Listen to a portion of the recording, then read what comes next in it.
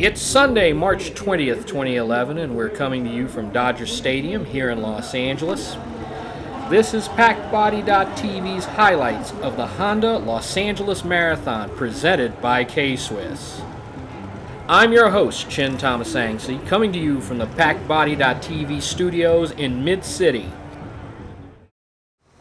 Milo looks very relaxed at this point and is making some great strides. Again, he's not trying to break away from the pack as it's so early in the race. We just talked about the threat of rain that's been hanging over us all morning. Ben is telling me in my earpiece that the first drops of precipitation are starting to fall, and we can see it in this piece of video. The streets are becoming a little bit wet, and they're going to become even more slippery as time goes by. Ben is telling me that he and the rest of the media team are in for an interesting ride because now they're going to have to start worrying about protecting their delicate film equipment from the elements. Well, I'm sure they're all going to do fine out there, but that's coming from the guy sitting here in the nice warm studio in Mid-City. As we enter mile number 7, runner Wesley Courier, who is wearing bib number 1, breaks into the lead as Benjamin Mayo falls back into the pack. Wesley Courier is no stranger to running.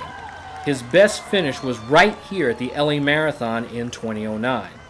He finished with a time of 2 hours, 8 minutes, and 24 seconds. Courier is a Kenyan runner who currently resides in Louisville, Kentucky. Now here's the turning point. Taking over the lead is Marcos Giannetti. Giannetti, who is wearing bib number 23, is in his debut marathon as an elite runner. What we know of Marcos Giannetti at this point is that he's a 26-year-old from Ethiopia. He currently lives in Addis Ababa, and his birthday is May 30th, 1984. Giannetti looks very sure and very confident of himself. He boldly leads the pack down Sunset Boulevard through the fashionable Silver Lake section of Los Angeles.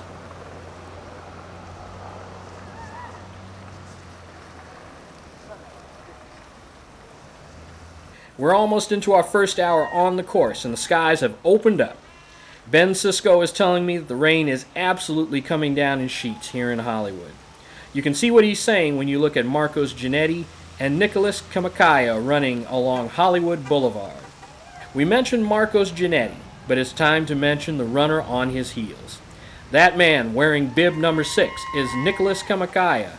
Kamakaya is a native of Kenya, whose best race was at Beijing in 2009. He finished with a time of 2 hours, 8 minutes, and 42 seconds. Kamakaya proved to be a pretty stubborn partner for Giannetti to shake. He stayed with Giannetti from early on in the pack through their time in Hollywood, and then fell off in West Hollywood. Our cameras looked up and we saw Giannetti was pretty much alone. But we did see instances where Kamakaya did get back into the race. If you look hard, there's Kamakaya behind Giannetti. Nevertheless, it proved to be too much, and Kamakaya faded for the last time in West Hollywood. Here in West Hollywood, the rainy skies didn't dampen the spirit of those who turned out to work the event or watch it as spectators. Check this out as Ben lets the camera drift across the crowd.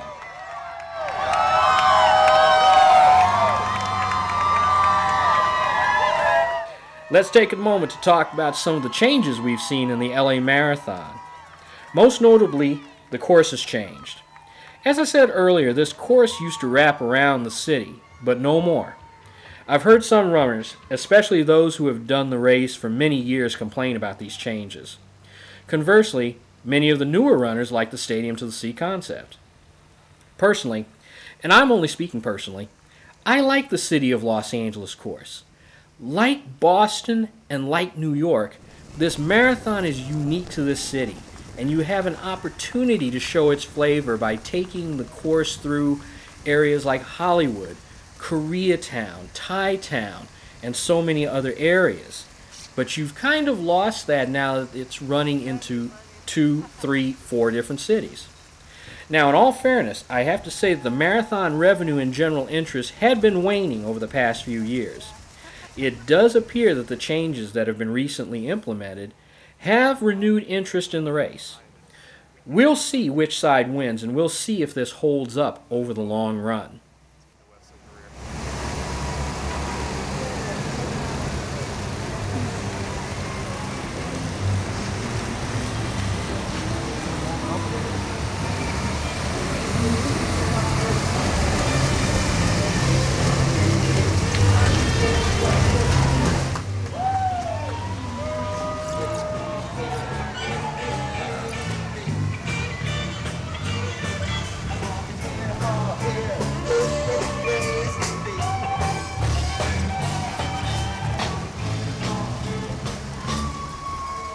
Leaving West Hollywood takes us right into Beverly Hills 90210.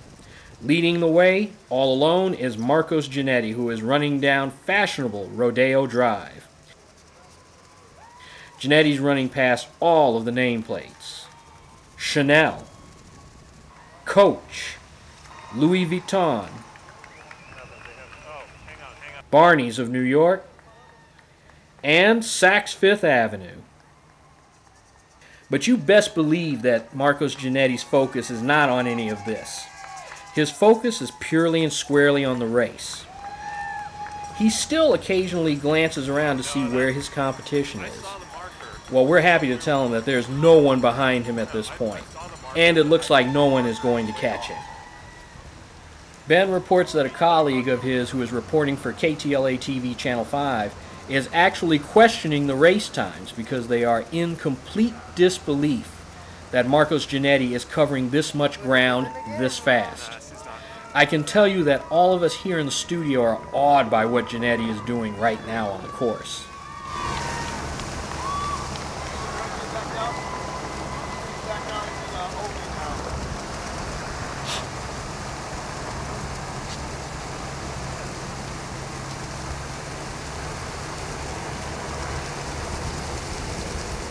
Also braving the wind and rain are Mayor Villaraigosa and Frank McCourt. They're riding in the back of a truck, and I suspect that no matter how much they smile, they really hate this wind and rain. Ben Sisko reports that he and the media unit on the truck are completely soaked to the bone. Ben will get you a nice cup of coffee when you get back to the office.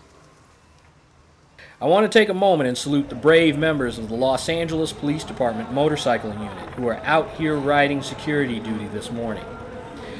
Most of them are aboard their Harley-Davidson Road Kings, and I have to tell you folks, on those slick streets, they could go down at any time.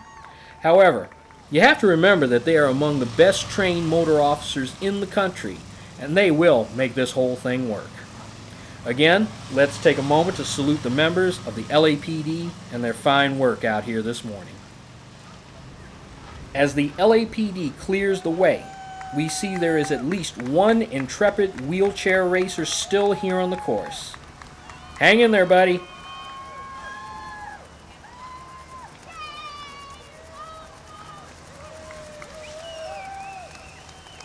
We're in Century City, the home of such companies as Westfield and others. Again, we find the race leader, Marcos Giannetti, in a comfortable lead as he passes right by a local landmark, the Mormon Temple on Santa Monica Boulevard.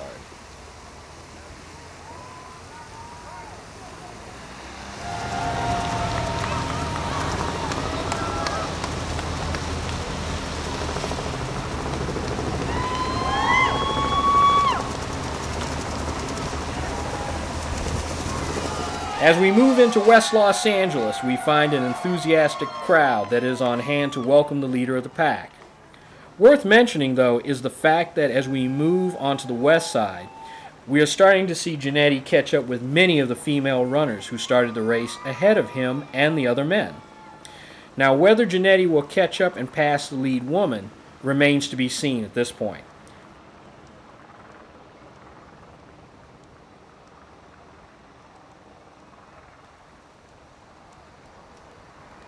Now, speaking of Giannetti, it looks like the race really has boiled down to being between the man and his own mind. There is still not another male runner in sight.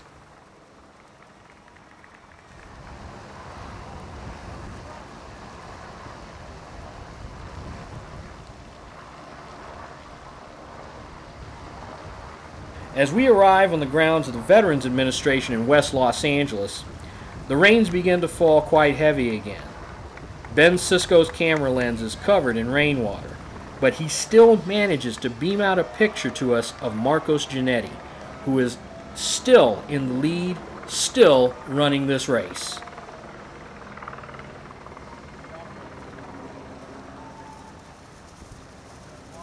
Let's take a look at a weather map to see what's going on weather-wise. On this map you can see severe rain and snow is coming down in California. That's denoted by the areas of red and orange. Note that some of the heaviest rain is sitting right over the LA County area and falling on us at this very moment.